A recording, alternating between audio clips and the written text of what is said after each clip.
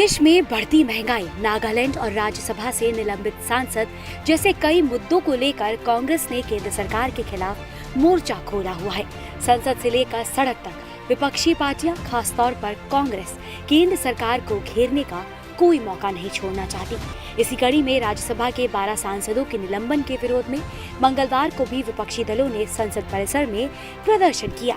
लोकसभा में कांग्रेस के नेता अधीर रंजन चौधरी और कई अन्य विपक्षी सांसदों ने इसमें हिस्सा लिया। धरने पर बैठे सांसदों की एक ही मांग है, जब तक निलंबन रद्द नहीं होगा तब तक वो धरना खत्म नहीं करेंगे। यही बात राज्यसभा में विपक्ष के नेता प्रतिपक्ष मल्लिकार्जुन खड़गे ने भी दोहराते हुए इस कार्यवाही को असंवैधानिक करार दे दिया। वो घटना को यहाँ लंबित लाए, हाउस तो प्रोरोग किया। जब हाउस प्रोरोग होता है तब उनको सस्पेंड करने का अधिकार नहीं रहता, क्योंकि पिछले सेशन में जो घटनाएं घटी वो सब लैप्स हो जाते हैं। लेकिन फिर भी उन्होंने दो चीजें, एक तो प्रोरोग का है, उसी के तहत नहीं कर सकते। दूसरा ये है कि एडजर्नमेंट, अगर हाउस एडजर्न होता तो उनको वो हक मिलता था। लेकिन फिर भी संविधान के तहत भी उनके कदम नहीं है।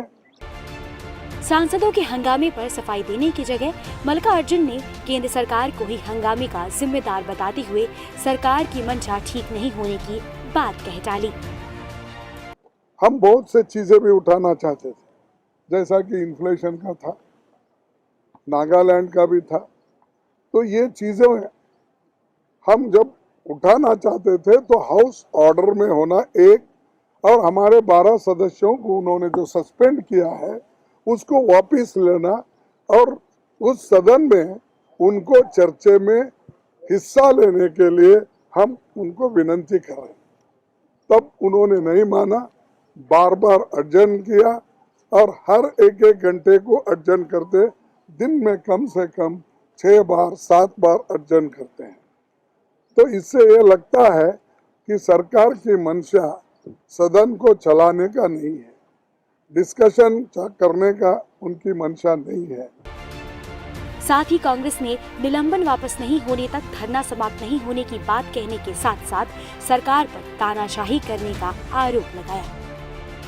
अगर किसी वजह से फिर भी वो हठधर्मी करते हैं तो हमको मजबूरन वहां पर जो बैठे हुए लोग हैं उनके सपोर्ट में हम तमाम लोग जाके एक दिन उपवास कर, एक दिन धरना करेंगे। तो ये जो हमारी लड़ाई जारी रहेगी, और हमारे को दबाने की जो कोशिश चल रही, हमारी आवाज को बंद करने की जो कोशिश चल रही, उसको डेमोक्रेसी में जगह नहीं है।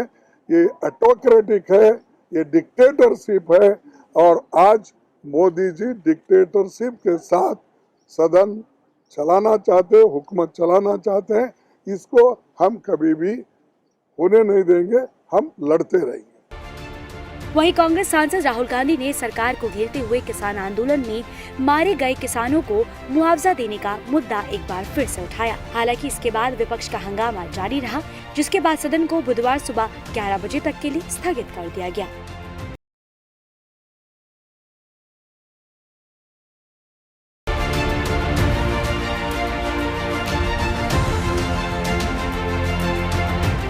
जवाहरलाल नेहरू यूनिवर्सिटी एक बार फिर चर्चा में है और इसी के साथ विवादों में भी घिर गई है। 6 दिसंबर की रात जेएनयू द्वारा बाबरी मस्जिद के समर्थन में विरोध प्रदर्शन किया गया। जवाहरलाल नेहरू यूनिवर्सिटी छात्र संघ ने अयोध्या में ध्वस्त बाबरी मस्जिद के पुनर्निर्माण की मांग को लेकर कैंपस के अंदर एक विरोध मार्च निकाला। विध्वंस की बरसी पर सोमवार रात को ये मार्च निकाला गया। यहाँ बाबरी मस्जिद के समर्थन में नारे लगे और इसे दोबारा बनाने की मांग भी उठाई गई। जेएनयू प्रशासन ने हाल ही में विरोध प्रदर्शन नहीं करने की चेतावनी दी थी, लेकिन छात्र संघ ने फिर भी विरोध प्रदर्शन निकाला। रविवार को छात्र संघ ने परिसर में एक शो का भी आयोजन किया, जिसमें बाबरी मस्जिद विध्वंस पर आधारित एक फिल्म दिखाई गई। एडमिन ने छात्रों से कहा था कि ऐसी कोई भी फिल्म का प्रसारण न करें, अन्यथा सख्त कार्रवाई की जाएगी। जेएनयू द्वारा बुलाए गए इस प्रदर्शन के लिए रात को गंगा ढाबा पर बड़ी संख्या में छात्र जमा हुए। छात्र हाथों में तख्ती लिए यहाँ पर इकट्ठा हुए। यहाँ से छात्र मार्च निकालते हुए चंद्रभागा हॉस्टल तक पहुँचे, जहाँ छात्र नेताओं ने भाषण दिया। जेएनयू के उपाध्यक्ष साकेत मून ने कहा कि बाबरी मस्जिद के पुनर्निर्माण से हमें न्याय मिलेगा। और ये कहना पड़ेगा कि आपको कि जो बाबरी मस्जिद गिराया गया ये गलत गिराया गया और इसीलिए इंसाफ होगा कि बाबरी फिर से बनाई जाए। जेएनयू अध्यक्ष आयशी घोष ने कहा कि बाबरी मस्जिद के बाद भाजपा का अगला निशाना काशी है और उन्होंने इस पर काम करना शुरू कर दिया है।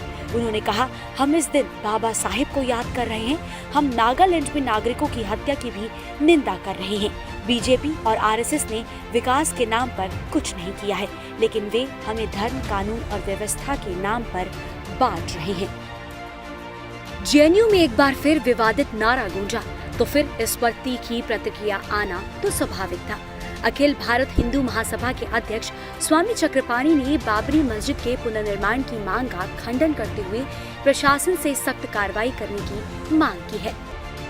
जिस प्रकार से जेएनयू में अलगाववादी गुट और टुकड़े टुकड़े गैंग के लोगों ने देश विरोधी और संविधान विरोधी नारे लगाए हैं और बाबरी ढांचे के समर्थन में आवाज़ बुलंद किया है, आवाज़ उठाने का दुस्साहस किया है, ये बहुत ही गलत किया है।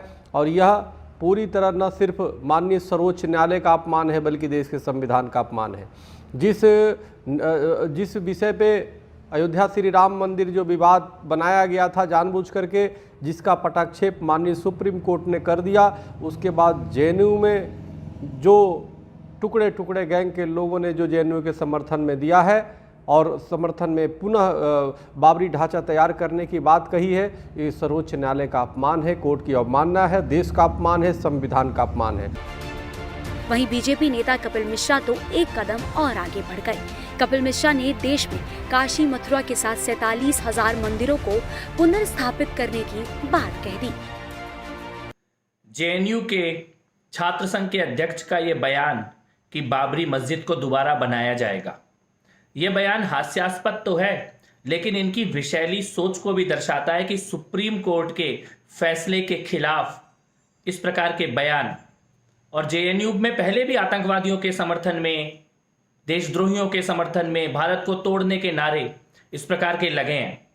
मैं ये बता देना चाहता हूं कि बाबरी को दोबारा बनाने का सपना कोई देखने की गलती ना करे।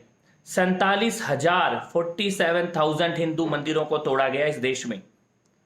47,000 पाप कर्म हुए हैं, उनमें से अभी केवल एक का पाप उतरा है। मथुरा, काशी और ऐसे ना जाने कितने अभी अधूरे हैं।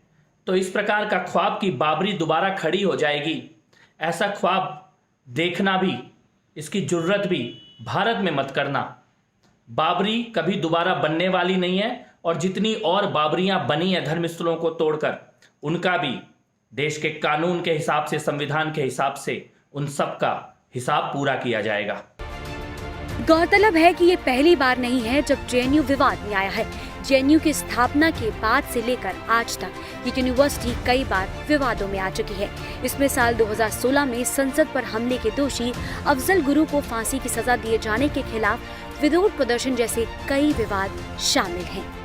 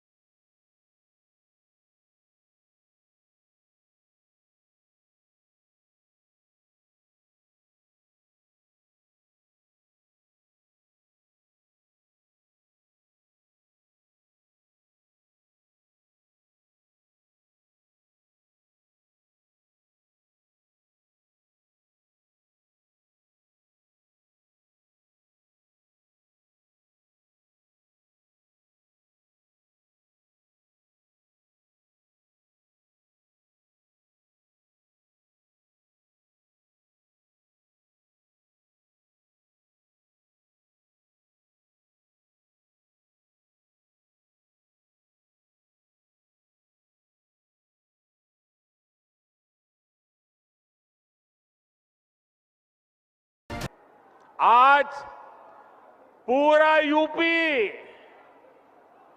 भली भांति जानता है कि लाल टोपी वालों को लाल बत्ती से मतलब रहा है।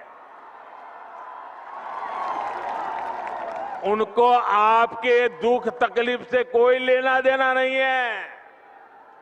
ये लाल टोपी वालों को सत्ता चाहिए। घोटालों के लिए, अपनी तिजोरी भरने के लिए, अवैध कब्जों के लिए, माफियाओं को खुली छूट देने के लिए लाल टोपी वालों को सरकार बनानी है। आतंकवादियों पर मेहरबानी दिखाने के लिए, आतंकियों को जेल से छुड़ाने के लिए। और इसलिए याद रखिए, लाल टोपी वाले यूपी के लिए रेड अलर्ट है, रेड अलर्ट, यानी खतरे की घंटी है। साथ ही पीएम मोदी ने विपक्ष के उस सवाल पर करारा जवाब दिया जिसमें विपक्ष योजनाओं के उद्घाटन की टाइमिंग पर सवाल खड़े कर रही है। उन लोगों को भी करारा जवाब दे रहा है जिन्हें टाइमिंग पर सवाल उठाने का बहुत शौक है। जब ऐसे प्रोजेक्ट पूरे होते हैं तो उनके पीछे बरसों की मेहनत होती है, दिन रात का परिश्रम होता है। ये लोग कभी इस बात को नहीं समझेंगे कि कोरोना के इस संकट काल में भी डबल इंजन की सरकार विकास में जुटी रही, उसने काम रुकने नहीं दिया। गोरखपुर की धरती से डबल इंजन के फायदे बताते हुए पीएम मोदी ने पिछली सरकारों को घेरा। पीएम ने पिछली सरकारों पर यूपी को बदनाम करने का आरोप लगाते हुए योगी राज में सभी माफिया के जेल में होने की बात कही।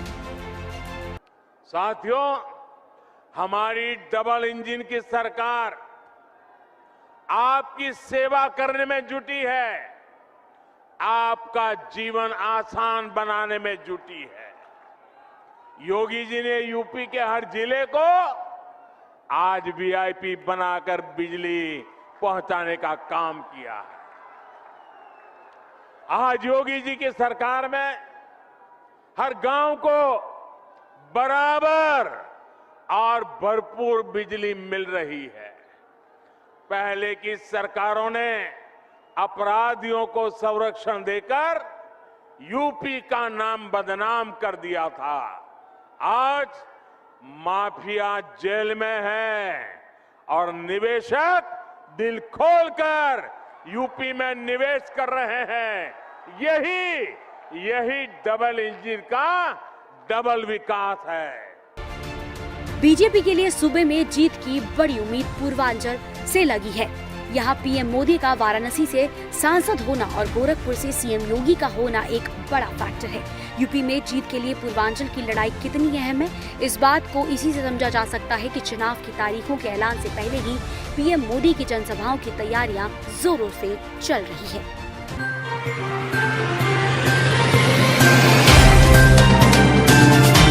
Subscribe now and press the bell icon. Never miss an update.